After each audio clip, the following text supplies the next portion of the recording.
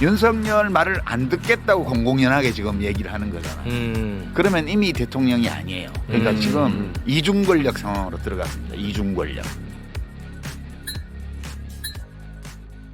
반란숙의 윤석열이 계엄을 선포하고 기적적으로 계엄이 해제된 지난 12월 3일 밤 유시민 작가가 했던 예언이 결국 현실이 돼가고 있습니다. 당시 유시민 작가는 뉴스공장 인터뷰에서 연내 탄핵 확률이 매우 높아졌다고 말한 바 있는데 실제로 현재 돌아가는 조짐들을 보면 연내 탄핵일지 내년 초 탄핵일지는 모르겠으나 어찌됐든 탄핵이 무조건 될 수밖에 없는 흐름으로 가고는 있는 것 같습니다.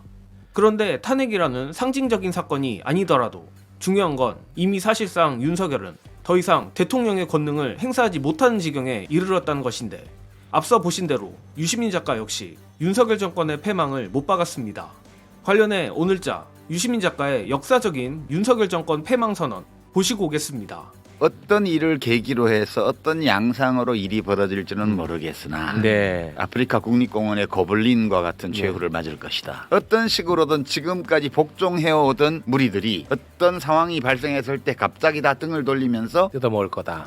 지금 보면 점심때쯤 수방사령관하고 특전사령관 인터뷰를 김병조 의원하고 저희도 잠깐 틀었는데 그 두 사령관도 그렇고 국방부 장관 대리도 그렇고 또 비슷한 명령이 오면 거부하겠다 이렇게 얘기를 하고 있습니다.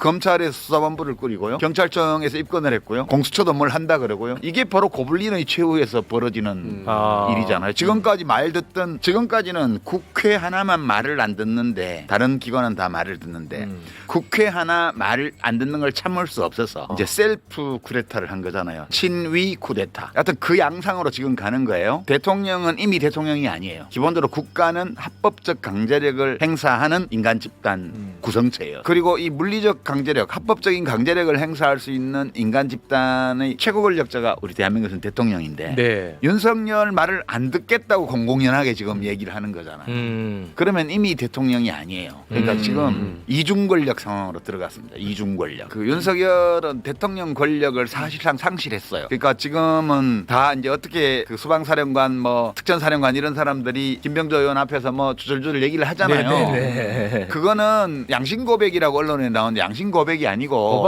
지금 난파선에서 탈출하는 거예요. 그렇습니다. 네. 그리고 이제 그분들이 그렇게 인터뷰를 한다는 거는 이미 권력이 지금 이중 권력 상태긴 하지만 대통령 권력이 저물고 있다. 새로운 권력이 만들어지고 있다. 이렇게 느낀 거예요. 물론 내일 있을 탄핵 표결에서 정말로 탄핵이 될지 안 될지는 확신할 수 없습니다. 어찌됐든 국민의힘 50여 명의 국회의원이 윤석열의 탄핵과 동시에 내란범죄 동조로 빵에 갈 수도 있는 부분이고 친한계 역시 믿을 만한 인간들은 아니기에 저로선 여전히 탄핵 확률을 50대 50 정도로 봅니다. 그러나 유시민 작가가 말했듯이 이번 12.3 내란의 반란군들이 양심선언이라며 어떻게든 죄를 감형받으려 유튜브에 나와 고해성사들을 하고 있고 여러 사정기관들이 윤석열의 목을 자기들이 먼저 치려고 혈안이 된 것도 사실입니다. 결국 윤석열을 제외한 대한민국의 압도적 대다수 국민들은 새로운 권력의 출현을 기정사실화하고 있고 그리고 현재로서 그 자리는 이재명 대표가 대신할 가능성이 압도적으로 높습니다. 물론 친한계를 포함한 국민의힘이랄지 언론들, 검찰과 법원 등 법조 카르텔들이 길을 쓰고 이재명 시대를 막으려 애를 쓰기는 할 것 같습니다.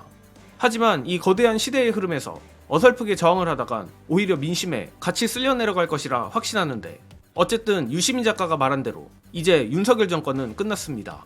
고로 아직도 긴장을 풀면 안 되지만서도 정말 기쁜 마음으로 용기를 가지고 내일 여의도에서 역사적인 순간을 같이 만끽했으면 합니다. 이번 영상은 여기까지 하겠습니다. 시청해주신 여러분 감사합니다.